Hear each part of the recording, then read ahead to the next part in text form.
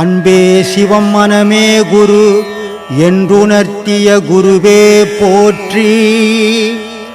எனக்குள் இறைவனை உணர வைத்த குருவே போற்றி.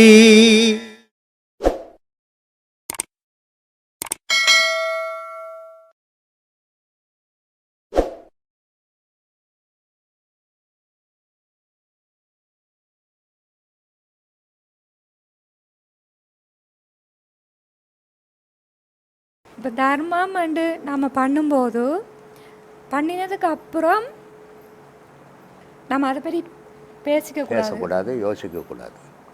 இப்போ நாம் பண்ணணும்னு நினச்சோம், கொடுத்துட்டோம். ஆனால் இப்போ நான் சொல்கிறேன் இது மாதிரிலாம் பண்ணியிருக்கிறோம் அப்படின்னு. எதுக்காக சொல்கிறேன்னா அது 4 பேருக்கு தெரியணும், அவங்களாம் அதை பண்ணணும் அப்படின்றதுக்காக நான் சொல்லணும். அதுக்காக நான் சொல்கிறேன். ஆனால் அதை நீங்கள் சொல்லக்கூடாது. நீங்கள் பண்ண மட்டும்தான் பண்ணணும், சொல்லக்கூடாது. இப்போ இந்த கேள்வி நான் எதுக்காக கேட்டேன்டா, இப்போ நான் இங்கே வந்து இறங்கிய போது ஒரு திருநங்கையன்கிட்ட வந்தாங்க. அப்போது அவங்க என்கிட்ட கேட்குறாங்க என்னென்னா, நம்மளை போல ஆட்கள்கிட்ட தான் தாங்கள் கேட்கலாம், தர்மம் வந்து கேட்கலாம், மற்றவங்க கொடுக்க மாட்டாங்க அப்படின்ட்டு நம்மக்கிட்ட கேட்குறாங்க. நம்ம வந்து பணத்தை கொடுத்ததுக்கப்புறம் நான் பணத்தை கொடுத்ததுக்கப்புறம் உங்களுடைய ஞாபகம் எனக்கு வந்துச்சு. ஏண்டா பணமாக கொடுக்காத, நீ அது பொருளாக கொடு. அப்போது நான் அந்த இடத்துல அவங்களே அழைச்சிட்டு போய் அரிசி பருப்பு அதெல்லாம் வாங்கி நான் கொடுத்தேன். கொடுத்ததுக்கப்புறம் எனக்கு ஒரு ஒரு ஒரு ஒரு சலனம் மாதிரி, இது அவங்களா எடுத்துகிட்டு போய் எல்லாருக்கும் பகிர்ந்து அதை பண்ணுறாங்களா அல்லது அவங்கள வரைக்கும் உபயோகப்படுத்திக்கிறாங்களா அல்லது அவங்க மட்டும் அதை எங்கேயாவது கொண்டு போய் அதை விற்று அவங்கள அதை பணமாக எடுத்து அவங்க மட்டும் அதை யூஸ் பண்ணுறாங்களா என்ற ஒரு கேள்வி எனக்கு வந்துச்சு. அதுக்கப்புறமா நான் யோசிச்சேன்டா, நம்ம கொடுத்துட்டேன், அதை பற்றி எனக்கு கேள்வி தேவை, யோசிக்கக்கூடாது. அவங்க என்ன பண்ணினாலும் அது போய் அதை அந்த பாவம் அவங்க அனுபவிப்பாங்க. ஆனால் நமக்கு புண்ணியம் வந்துடுச்சு, நம்ம கொடுத்ததுக்கு பலன் நமக்கு கிடச்சி போச்சு. ஆனால் அவங்க பண்ணுறதுக்கு பாவத்தை அனுபவிச்சுட்டு போட்டோமே, நமக்கு என்ன போச்சு? அதனால் நம்ம அதை யோசிக்கக்கூடாது. என்கிட்ட ஒருத்தன் வந்தான் போன வாரம், சாமி நான் சாப்பாடு போடுறேன் சாமி அன்னாடம், ஆனால் அந்த சாப்பாடுல வந்து ஏழைங்க வாங்குறதோட பணக்காரன் தான் சாமி அதிகமாக வாங்குறாங்க, மனசு கஷ்டமாகுது எனக்கு அப்படின்னு. அப்போ நான் கேட்டேன், பணக்கார மனுஷன் தானே, ஏழையும் மனுஷன் தானே, நீ அன்னதானம்னு பண்ணணும்னு முடிவு பண்ணிட்ட. அவன் பணக்காரன் சாப்பிட்டான்னா ஏழை சாப்பிட்டான்னா மனுஷன் சாப்பிட்டான், கடவுளுக்காக பண்ணேன் அப்படின்னு நினச்சிக்கின்னா அந்த வேற்றுமை வராது. அப்போ நீ என்ன நினைக்கிற, இவனை தான் மதிக்கணும் அவனை தான் மதிக்கக்கூடாதுன்ற எண்ணம் வந்துச்சு உனக்கு. அதனால் உனக்கு இப்போ சாப்பாடு போடுறதால ஒரு பலனும் கிடையாது. யார் சாப்பிட்றானே நீ பார்க்கக்கூடாது. பசி அவன் சாப்பிட்றான், அவன் பணக்காரன் வந்துட்டு போடுவான், உங்கள்கிட்ட பிச்சை எடுத்து தான் சாப்பிட்றான். சொல்லு, நீ போட்ட சாப்பாடு வந்து சாப்பிட்றேன், நான் பணக்காரனாக தான் எனக்கு வேணா சாப்பாடு, நான் வீட்டில் போய் சாப்பிட்றேன்னு சாப்பிடணும். ஆனால் அவன் பணக்காரனும் இங்கே வந்து சாப்பிட்றான்னா அவன் பிச்சை எடுத்து சாப்பிடணும்னு நினைக்கிறான். நீ போடணும்னு நினைக்கிற, நீ பணக்காரனுக்கு போட்டியா ஏழைக்கு போட்டியா நீ யோசிக்காத அப்படின்னு. ஏன்னா ஒரு விஷயத்தை நம்ம செய்ய போகிறோன்னு சொன்னால் அந்த விஷயம் வந்து நான் செய்துட்டேன், அவ்வளோதான். அவன் யாராவது இருந்துட்டு போட்டோம், அப்படி பண்ணணும் அது தர்மத்தை. அப்போது தர்மம் பண்ணும்போது சாமி நம்ம மனசை இழகி தர்மம் பண்ணுறோம். ஆமாம், அது அப்படியே பண்ணிட்டு போகும்போது நம்ம சொத்தையை அவங்க எழுதி தர சொல்லி கேட்குற போது நம்ம அதுக்கு என்ன, அது தர்மம் கிடையாதும்மா. அது பேர் தர்மம் கிடையாது, அபகரிப்பு. அது பேர் ஏமாத்துறது. அது பேர் நம்மளுடைய சொத்தை அவங்க எழுதி, அதுதான்மா, அது ஏமாத்துறது, அது தர்மம் கிடையாது. அது மாதிரி கொடுக்குறது தர்மம் கிடையாது, அது மாதிரி கேட்குறதும் தர்மம் கிடையாது. அது வந்து ஒருத்தர் ஏமாற்றி வாழணும்னு நினைக்கிறது. தர்மம்ன்றது நான் பசிக்கு போடணும், தர்மன்றது நான் துணி இல்லாதவங்களுக்கு துணி கொடுக்கணும், ஒரு கோயிலுக்கு ஒரு 2 மாடு வாங்கி கொடுக்கணும், கோயிலை கட்டுறதுக்கு பணம் கொடுக்கணும், ஆசிரமம் கட்டுறதுக்கு பணம் கொடுக்கணும், இல்லாத ஏழைங்களுக்கு சாப்பாடு கொடுக்கணும். இதுதான் தர்மம். உன் சொத்தை எழுதி கேட்குறேன்னா அது பேர் தர்மம் இல்லை, அது அபகரிப்புன்னு பேர். இருக்கு ஏமாற்ற பார்க்குறாங்கன்னு அர்த்தம். அதில் நீ ஏமாறக்கூடாது. இப்போ கோவிலுக்கு போகிறோம் சாமி, இப்போ வெளிநாடுகளில் கோவிலுக்கு போகிறோம், அங்கே போய் இப்போ அன்னதானம் பண்ணுறோம். அங்கே இருக்கிறவங்களுக்கு வந்து கஷ்டம்ன்றது பெருசாக இல்லை. அனுப்பினால அங்கே நாங்கள் செய்கிற தர்மம் அங்கே நம்ம செய்தாலும் சரி, இங்கே வந்து நம்ம செய்தாலும் சரி, எங்கே வேணுமானு செய்தாலும் சரி, அது தர்மம் தர்மம். எல்லா எங்கேருந்து செய்தினாலும் தர்மம் தான். உன் மனசு என்ன நினச்சது, நான் தர்மம் பண்ணேன், அந்த நினைப்பு தான் உனக்கு தர்மமாக மாறும். நீ செய்யறது எங்கே செய்தன்னு அவங்க தர்மத்தை மாற்ற முடியாது. உன் மனசில் நினச்சிட்டு நான் தர்மம் பண்ணேன் அப்படி நினச்ச பாரு, அதான் தர்மம். பாவம் இருக்குதே, இப்போ தெரியாமல் நம்ம எவ்வளோ பாவங்கள் பண்ணுறோம், அதெல்லாம் பாவத்தில் சேராது. ஆனால் ஒரு தவறுகளை தெரிஞ்சு செய்கிறோம் பாரு, இது பாவம் தான் தெரிஞ்சு செய்கிறோம் இல்லையா, அதுதான் பாவம். ஏன்னா உன் மனசு நினச்சிச்சு இது பாவம்னிட்டு, அப்போ உனக்கு பாவம் வந்து சேர்ந்துடும். இதை தான் மத்தியானம் கூட சொன்னேன். ஒரு பையன் ஒரு பெரிய மாட்டாத்து சாப்பிட்றான், ஆனால் அவனுக்கு பாவம் இல்லை. ஒரு பாப்பான் ஒரு முட்டையை சாப்பிட்டா பாவம்ன்றான், வேதம் சொல்லுது. உயிருள்ள மாட்டாத்து சாப்பிட்டா எப்படி பாவம் இல்லை, உயிர் இல்லாத முட்டையை சாப்பிட்டா எப்படி பாவம் ஆகணும்? அவன் அதை அறுத்து சாப்பிடும்போது அவனுடைய நினைப்பு இது கறி, அது மட்டும்தான் அவனுக்கு தெரியும். ஆனால் பாவ புண்ணியத்தை பற்றி அவனுக்கு தெரியாது, அதனால் அவனுக்கு அதில் பாவம் வர்றதில்லை. நீ வேதம் படித்தவன், எது பாவம் எது புண்ணியம்னு தெரியும் உனக்கு. நீ சாப்பிடும்போது ஐயோ முட்டை சாப்பிட்டுமே பாவம் வரும்போது இருக்குது அப்படின்னு நினச்சின்னாவே உனக்கு பாவம் வந்துடும். எல்லாத்துக்கும் அடிப்படை மனசு, எல்லா செயலுக்கும் அடிப்படை எண்ணம். எண்ணமும் செயலும் மனமும் சேர்ந்து தான் உலகத்தில் நடமாடிக்கணுக்கிறோம். இது செய்கிற எண்ணங்கள் வந்து சீர் பண்ணிக்கணும். நம்ம இது செய்யலாம் இது செய்யக்கூடாது அப்படின்றத மனசை ஸ்டடி பண்ணிக்கணும்னா நம்ம எதை செய்யணுமோ அதை செய்வோம், எதை செய்யக்கூடாதோ அதுலேருந்து விலகிடுவோம். இதுதாம்மா வாழ்க்கை. ஆனால் இந்த பாடம் பண்ணிட்டு வரும்போது சாமி, நம்மளுக்கு தானாகவே பதில் கிடைக்குது. ஆமாம், இது நாம் செய்யலாம் இது செய்யக்கூடாதுண்டு. அப்போது இது நம்ம உள்ளுக்குள்ள ஆழமாக அதை போக போக போக போக அதைவே பதில் சொல்லு. பதில் அதை தான் நான் கிளாஸில் எந்த நிலைக்கு போயிட்டு இருக்கிறோம் வீடியோவிலேயே சொல்லியிருக்கிறேன். நான் உனக்கு ஒரு கேள்வி மனசுக்குள்ளே வந்துடும். இந்த கேள்விக்கு விடை எங்கே கிடைக்கும் அப்படின்னு தேடுவேன். எங்கே விடை கிடைக்கும் அப்படின்னு நீ ஊரெல்லாம் சுற்றிக்கின்னு வருவேன். ஆனால் எங்கேயோ ஒரு இடத்துல அதுக்கு விடை கிடச்சிடும், அதோடு அங்கே நின்றுடுவேன். நீ திருப்பி அங்கேருந்து நவர மாட்டேன். இது வெளியே. ஆனால் உனக்குள்ளவே கேள்வி வரும், மனசு கேள்வி கேட்கும். அதனால தான் சொன்னேன், மனசு கூட சிற்றறிவு இருக்குது. இந்த சிற்றறிவு கேள்வி எழுப்போம். ஆன்மா கூட பேரறிவுக்குது. அந்த ஆன்மா பேரறிவு பதில் சொல்லும். இது எப்போ சொல்லும், யாருக்கு சொல்லும் அப்படின்னா தனக்குள்ளே அடங்குறவங்களுக்கு மட்டும்தான் சொல்லும். எல்லாருக்கும் சொல்லிக்கின்னு வராது. எல்லாரும் வெளியே தான் கேட்டுன்னு தெரியணும். தன்னுடைய மனம் தனக்குள்ளே அடக்கமாகும் போது தான் மனம் கேட்கறதுக்கு ஆன்மா பதில் சொல்லும். தனக்குள்ளே மனம் அடங்காதவங்களுக்கு உலகத்தில் தான் பதில் சொல்லணும், ஆன்மா பதில் சொல்ல பேசாது. இதுதான் அப்போ தெரிஞ்சுக்கலாம் நம்ம மனம் அடங்கி இருக்குது, இன்னும் அடங்கணும், நம்ம போகிற பாதை சரி, அதில் இன்னும் பயணம் பண்ணணும் அப்படின்ற எண்ணத்தை நீ வளர்த்துக்கணும். இதுதான் முக்கியம். மரம் சொல்கிறாங்கல்ல ஐயா, மரம், தென்னை மரம், புளிய மரம், வேப்ப மரம்லாம் சொல்கிறாங்க. இதெல்லாம் ரொம்ப ஸ்ட்ராங்காக இருக்குது. ஒரு மனுஷன் நின்னா கூட என்னடா மரம் மாதிரி நின்றுக்கிறேன், பிடிச்சிட்டாங்கன்னா கூட போக மாட்டேங்கிறான்னு சொல்கிறாங்க ஐயா. மரம், அப்போது இந்த வாழை மரம் இருக்குல்ல, வாழை மரம், இது ஒரு சின்ன குழந்தை போய் பிடிச்சிட்டாலும் கூட விழுந்துருது. ஆனால் அதுக்கு ஏன் ஐயா மரம்னு பேர் வச்சாங்க? இந்த மாதிரிலாம் இடக்கு முடுக்கா கேட்கறதுக்குனே திருவண்ணாமலையிலேருந்து வந்தியம்மா. இல்லை, இந்த கேள்வி போன பௌர்ணமிக்கு இங்கிருந்து போகும்போதே உருவாயிடுச்சு. சரி, ஆசிரமம் விட்டு வெளியில் வந்துட்டோம், அடுத்த பௌர்ணமி கேட்டுக்கலான்னு அப்பயே கிளிக் ஆயிடுச்சு. அதுதான் ஐயா எனக்கு தெரியல. அம்மாண்ட கேட்டா ஐயம்மா இதெல்லாம் முட்டாள்தனமா இல்லை, போய் அங்கே போய் கேட்டுக்கிட்டு இருப்பார். ஆனால் இது ஒரு கேள்வி, ஒரு பதில் இருக்கும்ல எல்லாத்துக்கும். அதுதான் ஐயா, அது இல்லைன்னா அது என்னை பாடம் பண்ண விடாது, அந்த விடை தெரிஞ்சுக்கணும். வாழை மரத்துக்குன்னு தனியான குணம் ஒன்று இருக்குதுமா. வேறு எந்த மரத்துக்கும் அப்படி ஒரு குணம் கிடையாது.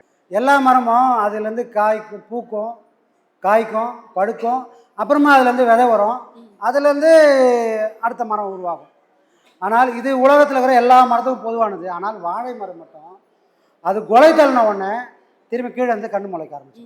அது வேர்லேருந்து தான் வரும், இன்னொரு விதையிலேருந்து அது உருவானதே கிடையாது. ஒரே ஒரு விதை இருந்தால் போதும், அது காலத்துக்கும் வந்துக்கிட்டே இருக்கும்.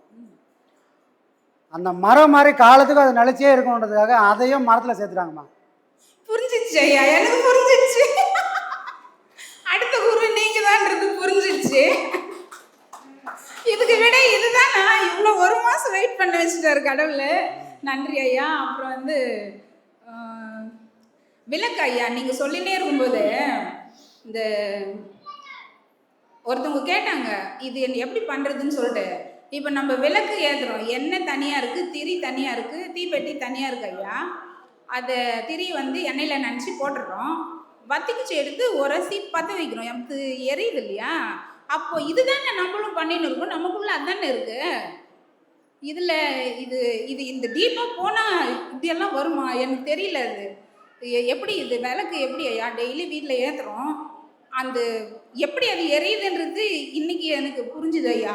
அந்த பாடம் நம்ம பாடம் பண்ணுறதால தான் அதுக்கெல்லாம் அர்த்தம்லாம் புரியுது. இல்லைன்னா எல்லாரும் மாதிரி நம்மளும் ஒரு 10-15 விளக்கு ஏற்றி விட்டு போயின்னே இருக்கோம். இந்த மாதிரி இருக்குது. அப்புறம் வந்து கிருஷ்ணர் கையில் வந்து இந்த புல்லாங்குழல் இருக்குது, அதில் வந்து 7 துளைகள் இருக்குது, நாதஸ்வரமும் 7 துளைகள் இருக்குது. இதனோட இது என்ன ஐயா? ஒரு முடிவோட தான் வந்துடுற. புல்லாங்குழல் அது வந்து ஒரு மூங்கில். அந்த மூங்கிலை அப்படியே ஊதனா வருமா? வராது. ஏன் வராது? அதே மூங்கில் தானே. ஆனால் அதில் அழகாக ஒரு துளையை போட்டு மெஷர்மெண்ட்டை கரெக்டாக அளந்து இந்த அளவில் தான் அந்த துளையை போட்டு அதை வாசிக்கிறவங்க கரெக்டாக ஹேண்டில் பண்ணாங்கன்னா அதில் வந்து இனிமையான நாதம் பிறக்கும். அந்த மாதிரி இறைவன் நம்மளை கொடுத்துட்டான், இசையமைப்பாளர்கள் நம்மளை கொடுத்துட்டான். புல்லாங்குழலுக்கு ஓட்ட போட்ட மாதிரி இங்கே 6 ஆதாரத்தையும் 7 சகசாரம் வரைக்கும் 7 துவாரத்தையும் கொடுத்துட்டான். அதை உண்மையிலே காற்று மாதிரி ஊதி அதை நம்மளால் ஒன்று சேர்க்க முடிஞ்சால் 10 தசநாதமும் அதுக்குள்ளே உருவாகும். இதை தான் அங்கே வெளியே காட்டுறத இது உள்ளுக்குள்ளே ஊதணும். இதை ஊதுனா புல்லாங்குழல் எப்படி இனிமையாக இருக்குதோ அந்த மாதிரி நமக்குள்ளும் இனிமையான நாதங்கள் சதா ஒழிச்சிட்ருக்கோம். அதுதான் ஐயா சொல்கிறார், ஜோதி கூட மனசை அழிக்கிற சக்தி கிடையாது, ஆனால் நாதத்துக்கு மட்டுமே சக்தி, மனசை அழிக்கக்கூடிய சக்தி உண்டு. அப்போ நாதத்தை நாம் முழுமையாக அனுபவிச்சா நம்மளுடைய மனம் கட்டுப்பட்ட மாதிரி, ஒரு மந்திர கட்டுப்பட்ட மாதிரி மனமானது நமக்குள்ளே ஒடுங்கி நிற்கும். அப்படிப்பட்ட நாதத்தை நான் அனுபவிக்கணும்னா இத்தனை வழியாக அது காற்று உள்ளே போய் அதோட வேலையை அதோட இயக்கத்தை கரெக்டாக பண்ணால் உள்ளுக்குள்ளே தசநாதமும் ஒழிக்கும். தசநாதத்தையும் அது உணர்ந்தால் மனமானது ஒரு குழந்தை மாதிரி அழகாக உட்காந்துருக்கும். இது வெளியே இருக்கிற அடையாளங்கள்மா. அந்த துவாரம் இல்லாமல் நாதம்ன்றது ஒழிக்காது. இந்த 7 ஓட்டை இல்லாமல் நாதம் வராத மாதிரி 7 வாசல் இல்லாமல் நம்மளால பூர்த்தி அடைய முடியாது. அதுதான் அங்கே சிம்பாலிக்காக கொடுத்துறாங்க. அதனால தான் இறைவனுக்கு பிடிச்ச கலை 1000 கலை இருக்கலாம், ஆனால் இயல் இசை நாடகம்ன்ற 3 செக்ஷனு இறைவனுக்கு பிடிச்ச மாதிரி வச்சது காரணம்னா அதில் உபயோகப்படுத்துகிற எல்லா பொருளையும் ஒரு நாள் இல்லைன்னா ஒரு நாள் அவனை இறைவனை கொண்டு போய் சேர்த்துருவோம். இதுக்கெல்லாம் மூலம் இறைவன் தான் அப்படின்றது. அதனால தான் பாட்டு பாடுறவங்க, கர்நாடக சங்கீதம்லாம் பண்ணுறவங்க என்னென்ன பார்த்தோம்னா நிறைய அந்த சங்கீத கீர்த்தனைகள் எல்லாமே இறைவனை பற்றி தான் இருக்கும். உலக விஷயத்தைகளை பற்றி அங்கே பண்ணவே மாட்டாங்க. ஏன்னா அந்த நாதமும் அந்த இசையும் யார்கிட்டேருந்து வந்ததோ அவனே தான் அது திரும்ப திரும்ப சொல்லுமே தவிர உலகியலை பற்றி அது சொல்லாது. அப்போ அதுக்காக உருவாக்கப்பட்ட எல்லாம் அந்த நோக்கத்தை அதை அடையணுன்றதுக்காகவே படைக்கப்பட்டது. அந்த மாதிரி இந்த ஊனுடலுக்குள்ளேயும் ஒரு புல்லாங்குழல் இருக்குது. அதை அழகாக மீட்டினோம்னா நாதம் பிரமாதமாக வரும். நாதங்களை நாம் நல்லா உணர்ந்தோம்னா மனமானது அடங்கி ஒடுங்கி இருக்கும். இந்த அடங்கி போன மனசால் ஆண்டவனையும் காட்ட முடியும், இந்த உலகத்தை மறைச்சிட்டு. அதுதான் விஷயம். ஐயா அப்புறம் வந்து இன்னொன்று சொல்கிறேன் ஐயா. ஐயா வந்து சின்ன வயசுலேருந்தே இதை அனுபவித்து பல அனுபவங்கள் எல்லாம் அவர் பார்த்துருக்கார். கடவுளையே வந்து 1000 முறை போய் அவர் வந்து சந்திச்சுட்டு வந்துருக்காரு. அவர் வந்து சுயநலமாக அது பண்ணார் ஐயா. சுயநலமாக பண்ணி இது எப்படி பொதுநலமாக மாற்றுறதுன்னு அப்படியே யோசனை பண்ணி என்ன பண்ணிட்டாரு,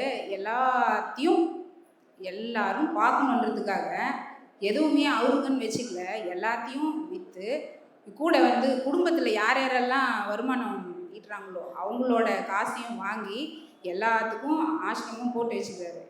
இப்போது எனக்கு என்ன தோணுதுன்னா, பொது நலத்தில் சுயநலம் பார்க்கக்கூடாது, சுயநலத்தில் பொது நலம் பார்க்கணும் அப்படின்னு ஐயா சொல்லிட்டாரு.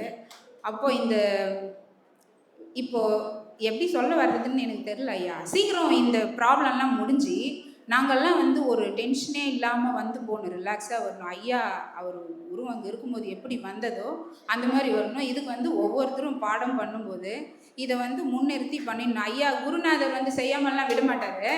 ஆனால் நம்ம பாடம் பண்ண அதோட சக்தி பெருகி சீக்கிரம் இதுக்கு ஒரு விடுவு காலம் வந்தே ஆகணும் ஐயா. இது என்னோட ஒரு பெரிய ஆசை. கண்டிப்பாக நடக்கும், கண்டிப்பாக. சுற்றி வந்து கற்றுனாங்க, என்னால் வரவே முடியல. அப்புறம் ஐயா ஸ்பீச் போட்டு கேட்கும்போது வாசல் பெருக்கின்னுக்கிறேன். அப்போ சொல்கிறாரு ஐயா, இப்போது இந்த பாடத்தை வாங்கி நீங்கள் அப்படியே உருக்கமாக சொல்கிறாரு, ரொம்ப மன வருந்தி சொல்கிறாரு. இந்த மக்களெல்லாம் நான் கண்ட காட்சி நீங்களும் காணுங்கன்றதுக்கு அந்த வருத்தம் தெரியுது. நீங்கள் கோவிலுக்கு போனாக்கா அன்றைக்கி ஒரு நாள் தான் உங்களுக்கு வந்து அந்த மனநிலை நிம்மதியாக இருக்கும், மறுநாள் அந்த சோகம் வந்து உங்களுக்கு பிடிச்சிக்கும் அப்படின்னு சொன்னார்.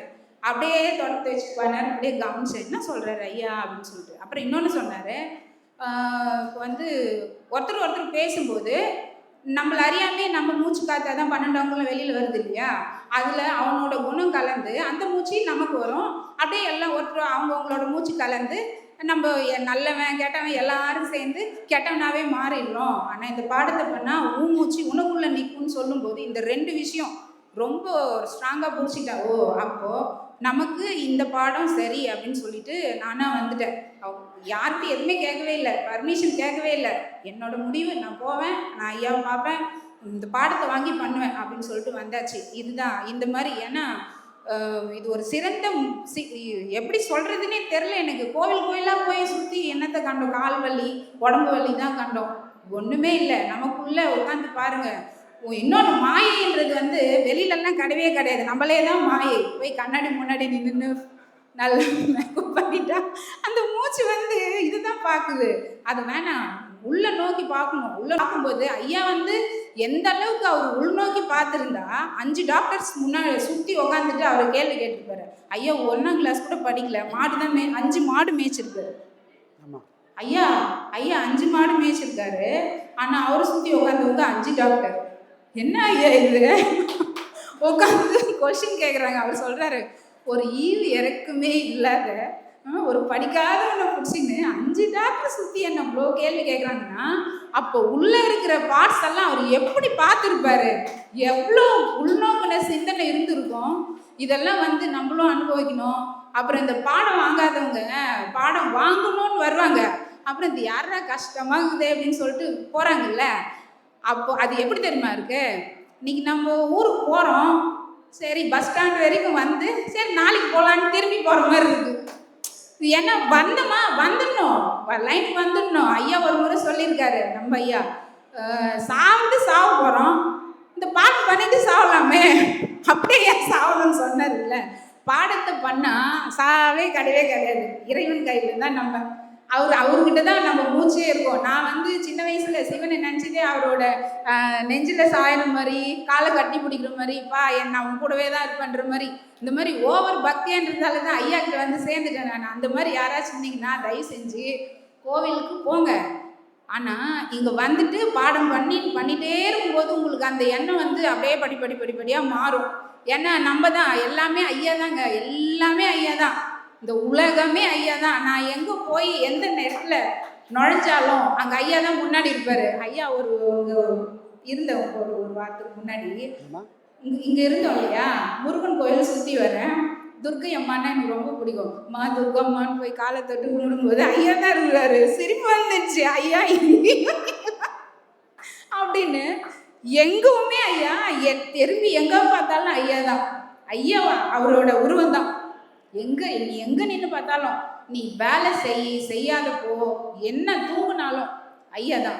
அந்த தூங்கும்போது எப்படி தூங்குறோம், எப்படி எந்திரிக்கிறோம், அந்த வேலை ஸ்டார்ட் பண்ணிவிட்டா நிறைய பெட்ரோல் ஊற்றி ஸ்டார்ட் பண்ணிவிட்டா இன்ஜின் போயிட்டே இருக்குமே, அந்த மாதிரி அந்த ஓய்வே கிடையாது. கஷ்டம்னா என்னன்னு தெரியல, உடல் வலின்னா என்னன்னு தெரியல, காற்றுல பறக்கிற மாதிரி லேசாக இருக்குது.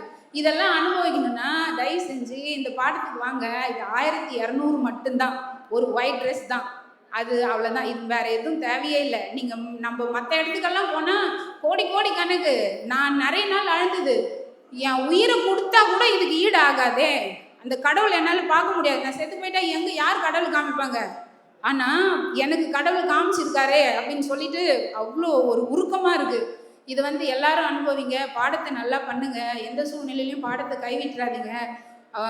அதாவது இதை குளிச்சுட்டு தான் பண்ணணும், அப்படி பண்ணணும் அந்த ஒரு சூழ்நிலை இருந்தாலும் ஃபேஸ் வாஷ் பண்ணிவிட்டு ஹேண்ட் வாஷ் பண்ணிவிட்டு எல்லாமே அப்படியே கரெக்டாக உட்காந்து ஐயாவே நினச்சி பண்ணுங்க, சூப்பராக வந்துடுவார் எல்லாத்துலேயும். அப்புறம் குளிச்சுட்டு பாடம் பண்ணுற நேரத்தில் பண்ணிவிடுங்க, அவ்வளோதான்.